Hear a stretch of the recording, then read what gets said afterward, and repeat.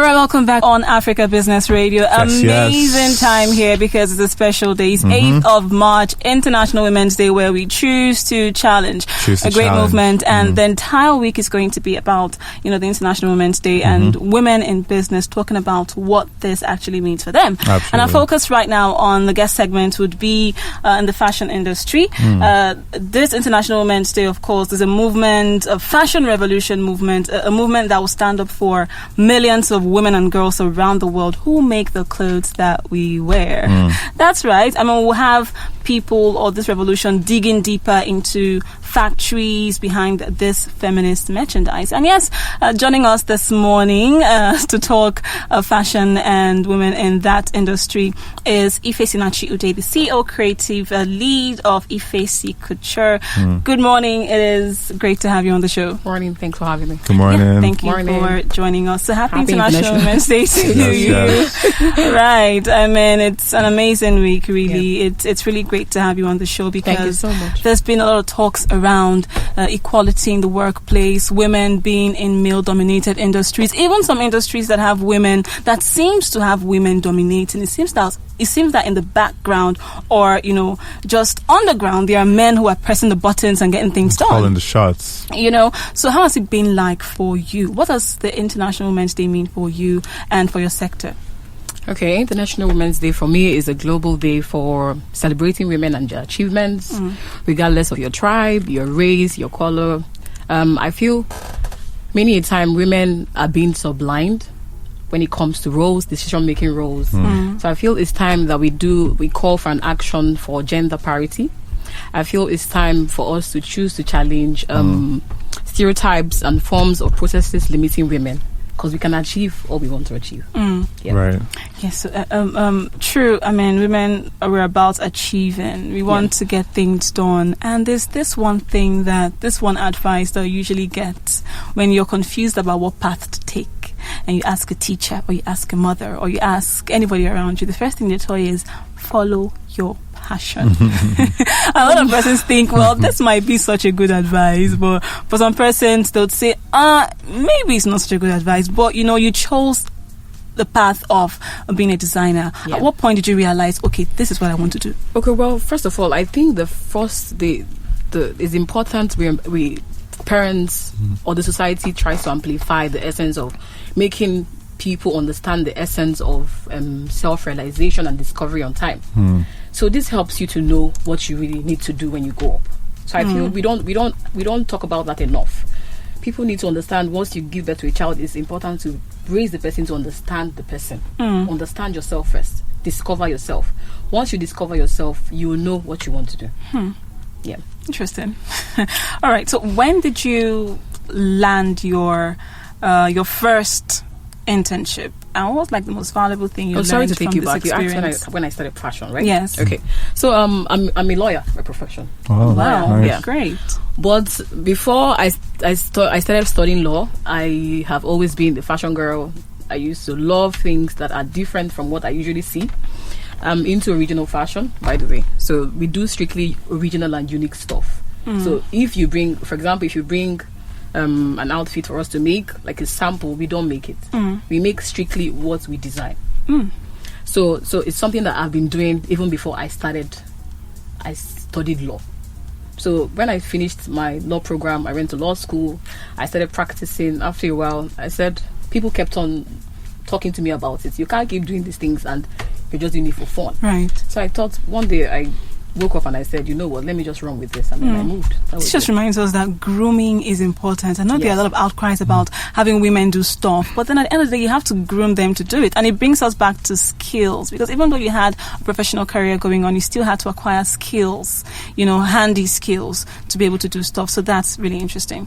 That's why I said self-realization and discovery from a formative stage. Good. If you discover yourself from that stage, when you get to a certain stage, you will know what you really want to do. That's right. Because if I had discovered myself when I was much younger, trust me, it's possible I might have gone to study fashion. That's what I'm trying to say. So it's important to teach young children, like upcoming people, from their formative state, teach them the essence of understanding yourself first. That's the first step. So at the beginning of your career, if you could go back and change anything, would you change something? Because you just mentioned about I would early have realization. started my business a long time ago. I started very late. Yeah. You're still doing great. So what was your first major gig and how did you land that? My first job? Yeah. My first job was after my law school. Right. When I came to serve, it was in a law firm. And I was doing research for the law firm, writing processes, correspondences, writing letters, proofreading letters. That was basically what I was doing. And I was doing my fashion alongside. So when I have small time, I just shift and sketch, and I go back to doing the research. Yeah. So you've been doing this like for a long time now. 4.5 years. It's going to be 5 next month. Great. Amazing. And it's almost half a decade. Yeah, and the scene has changed from then and up until now. And a lot changed last year alone. Last year alone, a lot of things changed. People had to pivot into, different angles. They had to discover different ways to do things. So what would you say have changed since you started and now? Okay. When I started, it was more of us. It was more of me going out to show people what I'm doing, showing them, showcasing myself, showcasing my designs by myself. It was more about me trying to make that noise alone. But now there's so many support platforms. There's so many support systems, like the Assembly Hub. This is a platform that helps creatives, especially fashion entrepreneurs. So in 2018, I started in 2016. So I did it for 2 years, doing it alone, struggling. In 2018, thank God for social media. I found a platform called the Assembly Hub, and I went for their training. They trained us alongside with British Council. All right. So we're taught like the basics, the foundation, the branding, the structure of fashion. So that was when I started understanding what I was doing. But prior to then, I didn't really know what I was. So social media played a key role. It's the one big change, and I think it's one reason why some businesses actually survived through 2020. Absolutely. If there was no social media, trust me, people would just stall all through the year. I would have to just try to resurrect back in 2021 when everything opened back up. Great stuff. All right. So what's the future for Ifesinachi Couture? What projects do you have going on, and what should we look out for? Okay. I believe this is. I don't see Ifesinachi Couture as just a fashion brand. I would like to see it as a global movement. We're trying to sell originality with the use of clothes, right? We're trying to promote creativity. We're trying to promote originality. So I feel that we're very okay for the global market. I just finished a training on exportation, and I'm hoping to start listing our designs on platforms like Amazon. Right. I want to go into partnerships and collaborations, do collaborations with retail brands, international retail brands, at least to create more awareness and provide visibility for the brand. Yeah. Okay, so there's one interesting question I like to ask right now. A lot of African fashion designers have complained about, cultural appropriation, where the West just uses our stuff when they think it's cool or it's trendy. After all, Wakanda movie, now you have the Coming to America 2, and you have even Asians and Europeans. Everybody's rocking that. It's cool.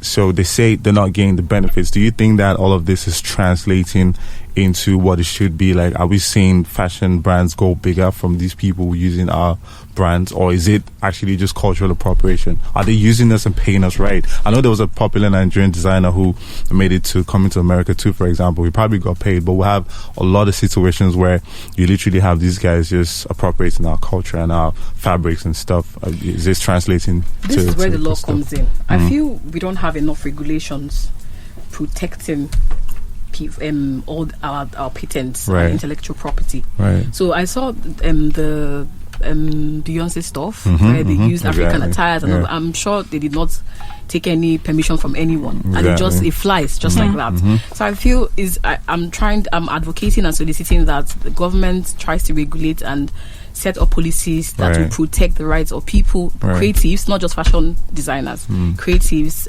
videographers, whatever you're doing in the creative space. Absolutely. They should provide policies that would protect what we're doing. So that if you Great. want to use them, you have to. Yes, and you Follow can the necessary, rip off yes. your hard work. Great. Very important. Fantastic. Great. stuff. We Fantastic stuff. cannot talk about International Women's Day without mentioning women in fashion. I mean, if you asked anybody who made your clothes, you know, it's very likely a woman, you know, that made it. So Everything in life starts and ends with a woman. Funny enough, to me. okay, you're a man. It's You're- quite. I get that. you came out from a I woman. get It's that. thinking. I get All right, that. so it's been amazing having you on the show. We Absolutely, feel like the absolutely. fashion industry is at the heart of Women's Day Yeah. because women, you know, take a huge part of that industry, and we feel they need to be mentioned, celebrated, and talked about.